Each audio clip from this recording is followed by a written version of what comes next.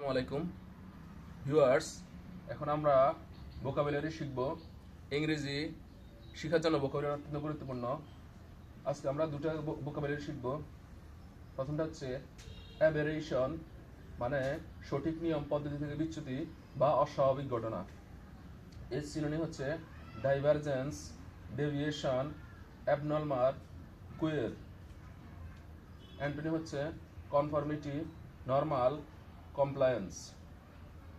আরেকটা হচ্ছে অ্যাবেট। অ্যাবেট অর্থ প্রশমিত হওয়া বা তীব্রতা কমে যাওয়া।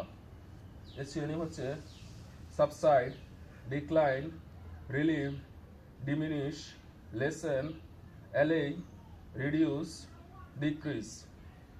এর অ্যান্টোনিম হচ্ছে বা বিপরীত শব্দ হচ্ছে intensify, magnify, prolong, exacerbate, boost, amplify. ধন্যবাদ সবাইকে। নিয়মিত শিক্ষণীয় ইংরেজি ভিডিও পেতে হলে আমার পেজটি ফলো করবেন। আসসালামু আলাইকুম।